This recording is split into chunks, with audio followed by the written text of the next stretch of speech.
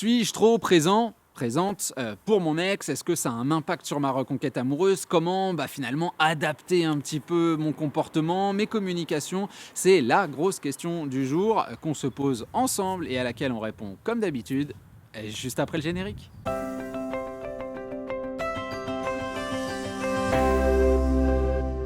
Salut à vous, c'est Jean-Baptiste de jbmarcy.com. Ravi de vous retrouver pour continuer nos réflexions autour de votre reconquête amoureuse. Cette semaine, on s'intéresse forcément à une question qu'on se pose à un moment ou un autre quand on envisage sa reconquête amoureuse et qu'on se rapproche de son ex, à savoir est-ce que je ne serais pas un petit peu trop présent ou trop présente justement de la personne que j'ai face à moi. D'abord parce qu'il y a beaucoup de courants de pensée qui vont mettre en relief le principe d'être trop acquis, la nécessité absolue de la distance avec le silence radio, et puis aussi parce qu'il y a des idées peut-être un peu moins féroces, un peu moins dominatrices en termes de relationnel, mais qui ont aussi une certaine assise intellectuelle, j'ai envie de dire, la logique de la chasse, entre guillemets, quand on veut se rapprocher d'une proie, on veut être le plus discret possible. C'est pareil avec la pêche, on veut essayer de ne pas se faire voir par le poisson pour qu'il attrape notre leurre, bien évidemment, en tout cas de faire ça le plus discrètement et le plus naturellement possible. Ces idées-là sont extrêmement présentes dans notre environnement. On essaye de trouver le juste milieu, on essaye d'adapter son comportement, et puis face à nous, on a une personne qui peut être aussi soit très dans l'envie de marquer une distance, soit qui se laisse un petit peu approcher, mais qui peut être changeante. Du coup, on se demande effectivement si on est sur la bonne piste et si on n'est pas un petit peu trop présent et comment le savoir et est-ce qu'il y a des signes, etc. etc., etc. La vidéo du jour, elle sert bien évidemment à traiter, à tourner autour de ce sujet et je vous propose aujourd'hui 2 parties pour lancer notre réflexion. La première, c'est le slogan de mon site internet, à savoir la reconquête de l'autre par la reconquête de soi.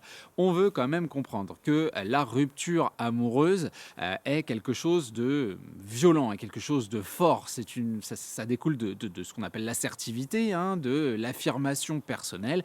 La personne qui est face à nous, oui, recherche quelque part une forme de solitude. Alors pas forcément solitude extrême dans le sens où je veux rentrer dans un monastère et plus jamais en sortir, mais en tout cas une distance avec vous puisque la fin de la relation n'a pas été satisfaisante, peut-être qu'une grande partie de la relation n'a pas été satisfaisante et parce que la rupture en elle-même est un conflit. Ça se passe rarement avec un énorme sourire, il y en a peut-être un qui admet et qui dit oui et qui a un sourire jaune, mais on est quand même dans une opposition intellectuelle et psychologique, notamment au niveau de la vision du couple. Donc on a cette idée que la personne face à nous, notre ex, est dans cette volonté d'affirmer du contraste, de vivre du contraste et par définition donc de mettre une certaine forme de distance entre nous. Alors c'est pas matériellement toujours possible, on peut par exemple avoir des enfants ou toujours vivre ensemble, ce qui sont des cas qui amènent une nécessité absolue de contact.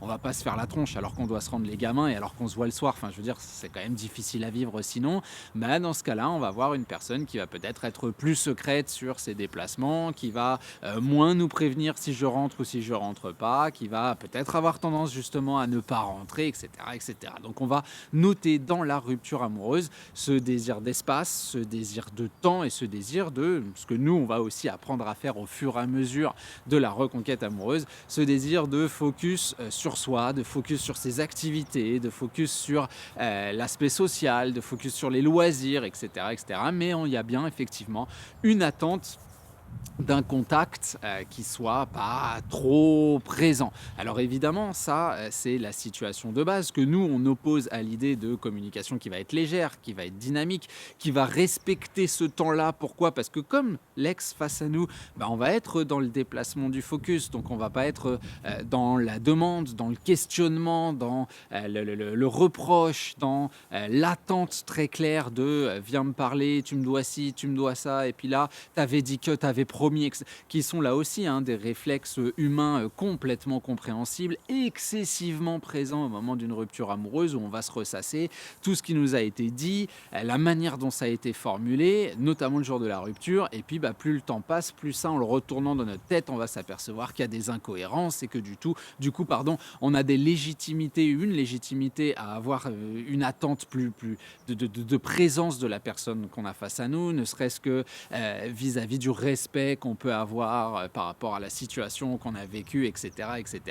Et ça, oui, ça nous pousse parfois à oublier que l'acteur principal de la reconquête amoureuse, c'est nous, hein. Techniquement, comme je vous le disais, face à nous, il y a une volonté de contraste.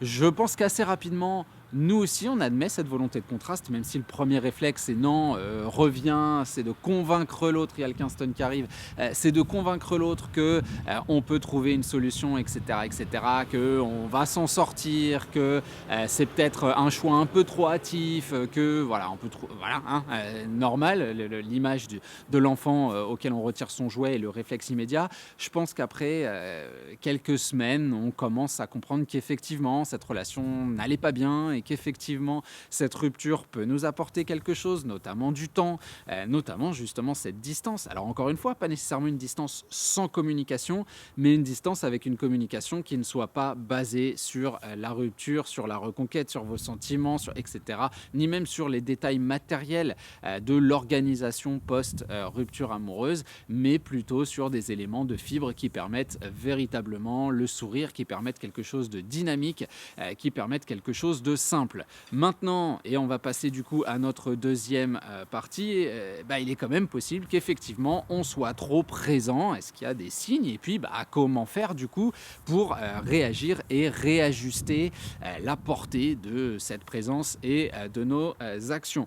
Alors très clairement, on va pas se mentir, la présence, elle va se jauger de manière relativement naturellement, hein. Si vous sentez que vous envoyez des messages quasi tous les jours, que vous proposez des sorties quasi toutes les semaines et que face à vous, vous avez quelqu'un qui est plutôt statistiquement dans le refus que dans l'acceptation, qu'on vous répond de manière très courte ou qu'on ne vous répond pas, effectivement, on s'aperçoit que la balance, elle n'est pas du tout égalitaire, hein. C'est, je veux dire, aussi simple que ça. Alors, c'est parfois difficile, finalement, dans cette simplicité, de se l'admettre. Pourquoi? Parce que sur 10 textos, la réponse qu'on va avoir à un des textos est plutôt agréable. Donc, on se dit, il y a une forme de validation. Et je suis tout à fait d'accord, hein. Un texto auquel on vous répond, c'est une forme de légitimité qu'on vous rend. Et si les 9 autres textos était si chiant que ça, il y a des chances qu'on vous le dise à un moment. Je pense malgré tout qu'il faut se le dire soi-même, en fin de compte, que si sur 10 textos, j'ai une réponse, il y en a peut-être au moins 7, voire 9 qui sont superflus. Et il va falloir analyser sa propre communication. Parce que certes, la légèreté, c'est le déplacement du focus, c'est parler d'autre chose, mais attention quand même à parler de choses qui, entre guillemets, peuvent intéresser l'autre et le pousser à réagir. Si on est juste dans la démonstration du « tu sais quoi, aujourd'hui j'ai fait ça », je ne suis pas sûr qu'il y ait un intérêt pour la personne à savoir que vous avez mangé des spaghettis et qu'après vous êtes allé à votre cours de macramé, quoi. Ça, c'est pas quelque chose qui va lui apporter un dynamisme incroyable, qui va donner envie de répondre avec un sourire. Au mieux, on va vous dire c'est cool pour toi, hein. Donc il y a aussi cette adaptation à ce qu'est véritablement la fibre, mais la fibre dans une idée de dynamisme, dans une idée de partage. C'est la même chose avec les sorties, hein. Si vous proposez toutes les semaines et qu'à chaque fois on vous dit je peux pas, j'ai pas envie, j'ai machin, j'ai truc, j'ai bidule, peut-être qu'il va falloir proposer moins souvent pour renvoyer l'image. Et j'espère que c'est pas juste une image, hein, qui se veut être naturelle, non pas d'une indisponibilité, mais d'un focus personnel dans votre reconstruction. Parce que si on propose tous les week-ends, c'est qu'on n'a pas de vie à côté, hein, finalement. Donc on veut éviter ça, et puis on veut éviter aussi l'alternative. L'alternative, c'est cette idée que je te propose un bowling et si tu veux pas, je te propose la piscine.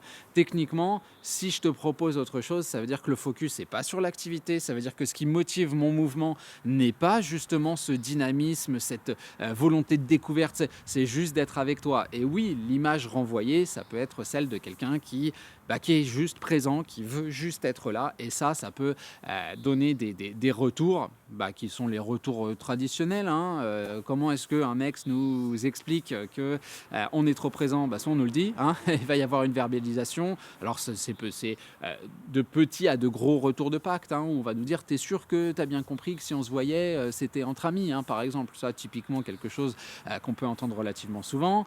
Il y a carrément l'affirmation du écoute, on se voit trop, tu me demandes trop, moi j'ai une vie à côté, je peux pas, il faut que tu comprennes il faut que les choses soient claires, je voulais mettre les points sur les i, moi ça me gêne, etc., qui sont là déjà la taille au-dessus, entre guillemets, et tout ça relativisable, hein, toujours avec le sens de la répartie, avec le dynamisme, il n'y a rien qui soit dans ce genre de situation absolument rédhibitoire. Mais oui, ce sont des signes qu'effectivement, dans ce cas-là, on peut être un petit peu trop présent, donc ça va être ce genre de choses, ça va être une absence de réponse ou beaucoup moins de tendance à répondre, un peu plus de temps mis dans les réponses à nos textos, etc., qui sont des signes qui font souvent peur. Moi, je pense que c'est juste un signe qu'il faut réadapter un petit peu tout ça et se dire oui, je l'aime, d'accord, et oui, cette reconquête, j'y pense, mais il y a aussi tout le côté vie personnelle, tout le côté activité. Enfin, je veux dire, à un moment, plus je suis sur le terrain en train de m'occuper de moi et de tout ce qui est autour de moi, moins je vais avoir cette tendance à juste être accroché à mon téléphone et à me dire oh là là, mon Dieu, ça fait je sais pas moi 45 minutes qu'on m'a pas répondu, oh mon Dieu, ça fait 3 jours qu'on m'a pas répondu, c'est la fin non, si véritablement on a tout cet talent et toute cette volonté, on comptera peut-être plus forcément en jours, on commencera à compter en semaines, même si je vous souhaite pas que on vous réponde au bout de 3 semaines, parce que c'est vrai qu'il y a d'autres idées qui arrivent en ligne de compte en considération et qui peuvent faire mal, comme la politesse, le respect, etc. Je suis pas fan non plus d'envoyer un texto à quelqu'un et qu'on me réponde 3 semaines plus tard en me disant oups, j'avais pas vu, j'ai l'impression d'être relégué au second plan, comme tout le monde. Mais il faut comprendre que la rupture amoureuse est un espace relationnel extrêmement particulier, avec, j'ai envie de dire, une extrême maladresse des deux côtés, parce que c'est pas non plus facile de savoir comment se positionner du côté de votre ex. Si on reçoit 3 invitations dans la même semaine, avec 8 textos, et puis qu'on vous déteste pas, comment je vous dis que laisse-moi respirer un petit peu, je reviendrai vers toi la semaine prochaine, on verra, mais tranquillou, tu vois, voilà, laisse-moi faire ma sieste. C'est pas forcément évident non plus. Donc est-ce qu'on peut être trop présent? Bien évidemment. Comment on s'adapte? En regardant ce qu'on a face à nous comme réaction, et puis en évitant de tirer des constats trop définitifs. Parce que de l'autre côté, on peut se dire, alors là, voilà, il a mis tant de temps à me répondre, donc à partir de maintenant, c'est pas moi qui vais envoyer le premier texto. Je vais mettre 3 semaines entre mes deux textos. Encore une fois, tout ce qui a été dit auparavant, à mon sens, c'est toujours vrai, à savoir que la personne face à vous est toujours un être vivant, c'est pas une amibe, quoique l'amibe est un être vivant, mais vous voyez ce que je veux dire, c'est quelqu'un avec une énergie, c'est quelqu'un avec des émotions, c'est quelqu'un avec des réflexions, et c'est quelqu'un avec un environnement. Donc ce qui est vrai une semaine va pas forcément être vrai la semaine d'après. Et il y a une conclusion que je tire excessivement souvent, c'est que les ex sont beaucoup moins linéaires que nous. Pourquoi on l'est plus? Parce qu'on s'entraîne à l'être. La personne face à nous, absolument pas. Elle n'est pas dans la maîtrise, elle n'est pas dans le contrôle de ce relationnel-là. Donc il y a un moment où je vais recevoir un texto où je vais juste avoir envie de répondre, et puis le même texto, quasi dans la même idée, une semaine plus tard, là j'ai pas envie parce que tout à coup j'ai plein de choses de prévues, parce que je suis entré en contact pour organiser un voyage avec quelqu'un d'autre, ou j'en sais rien, je me suis pété le genou, voilà, je viens de perdre en compétition, mon équipe de foot s'est fait sortir comme tous les ans en 8e de finale de Ligue des Champions, et le lendemain je suis pas content et je veux pas de texto et j'ai pas la banane, voilà. Donc moi je sais qu'une fois par an je fais un peu la gueule vers mars à peu près.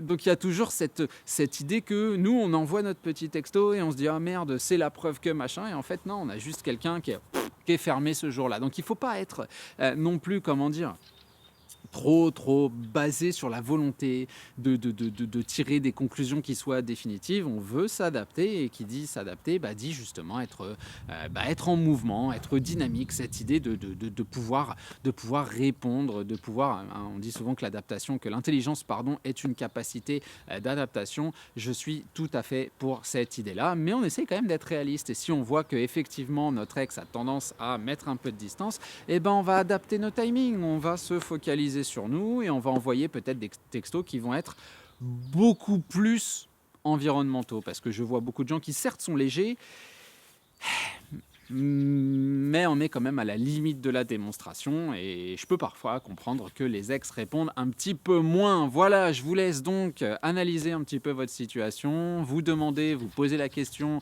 objectivement si vous êtes trop présent ou non. Moi, je vais discrètement m'échapper sans vous signaler, comme d'habitude, que vous pouvez liker la vidéo, ce qui est encore une fois le meilleur moyen pour faire monter dans l'algorithme. Vous pouvez également vous abonner avec la petite cloche pour avoir comment dire, notifications dès que les vidéos sortent. Et vous pouvez toujours rejoindre, parce que ça continue, le programme VIP, des vidéos qui sortent tous les jours sur des questions que vous me posez directement. J'imagine que vous voyez les titres. Il y en a près de 120 et ça continue encore et encore. Allez, je vous abandonne là. On se retrouve la semaine prochaine pour un prochain contenu. Salut à vous!